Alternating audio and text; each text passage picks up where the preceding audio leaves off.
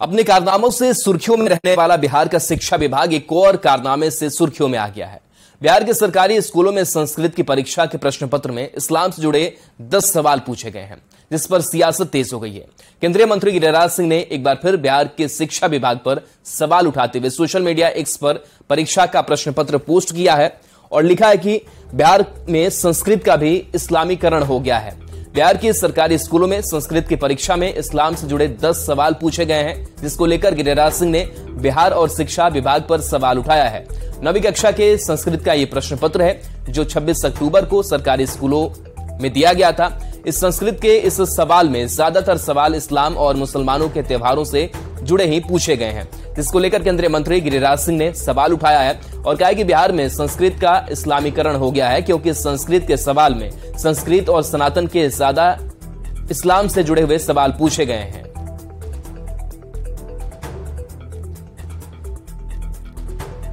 तो क्या क्या सवाल पूछे गए हैं इस्लाम से जुड़े हुए, वो भी हम आपको दिखा रहे हैं। ईद पर्व क्या संदेश देता है, इस्लाम से जुड़ा हुआ यह सवाल। संस्कृत के प्रश्न पत्र में ईदगाह क्या होता है, तो ऐसे सवाल जो हैं वो पूछे गए हैं और इसी पर आपत्ति केंद्रीय मंत्री गिरिराज सिंह ने जताई है।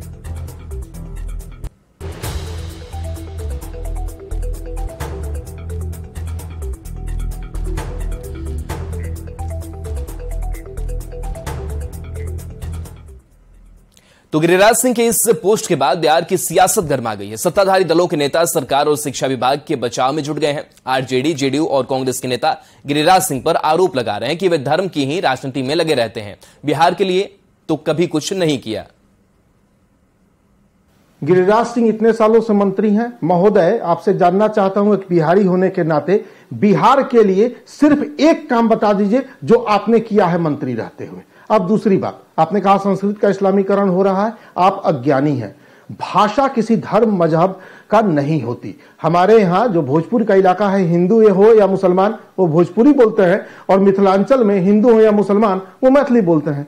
भाषा सबकी होती है। भाषा का धर्म से कोई संबंध नहीं है। आपके दिमाग में नफरत है, इसलिए आपको हर चीज में हिंदू मुस्लिम दिखता है। कोई एक काम बता दीजिए, बिहार धन्य हो जाएगा।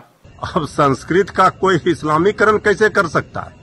संस्कृत संस्कृत है, उर्दू उर्दू है, हिंदी हिंदी है, अंग्रेजी, ये सब विषय अलग अलग है। और ये बात अगर हर बात में इस्लामीकरण और हिंदू राष्ट्र की बात होगी, तो फिर मुद्दे की बात कब होगी? काम की बात कब होगी? रोजी रोजगार की बात कब होगी? पढ़ाई कमाई दवाई सिंचाई सुनवाई कार्रवाई की बात कब होगी? तो ये भारतीय जनता पार्टी की आदत बन गई है। हम लोग जनता की मुद्दे की बात करते हैं, पढ़ाई कमाई दवाई सिंचाई सुनवाई कार्रवाई, जिससे जनता की होगी भलाई।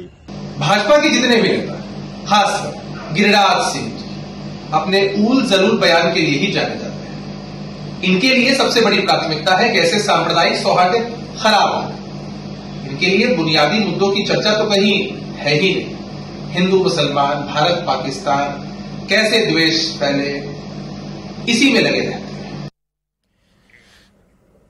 बिहार में 9वीं के संस्कृत के पेपर में इस्लाम से जुड़े सवाल पर सियासत गर्मा गई है। केंद्रीय मंत्री गिरिराज सिंह के ट्वीट के बाद अब बीजेपी प्रवक्ता मनोज शर्मा ने भी बिहार सरकार और शिक्षा मंत्री पर निशाना साधा है।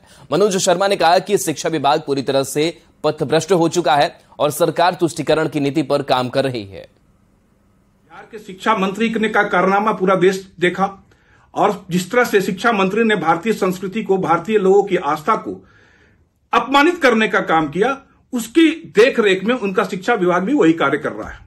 अभी आश्चर्य की बात तो तब है कि जब हाल के दिनों में संस्कृत के विद्यार्थियों से इस्लाम से संबंधित 50% से ऊपर सवाल पूछे गए। इस तरह से जो आप संस्कृत के विद्यार्थियों से जो आप पे इस्लाम के प्रश्न पूछ रहे हैं, आखिर क्या करना चाह रहे हैं आप? क्या आप सिखाना चाह रहे हैं बिहार के बच्चों को, बिहार के भविष्य को?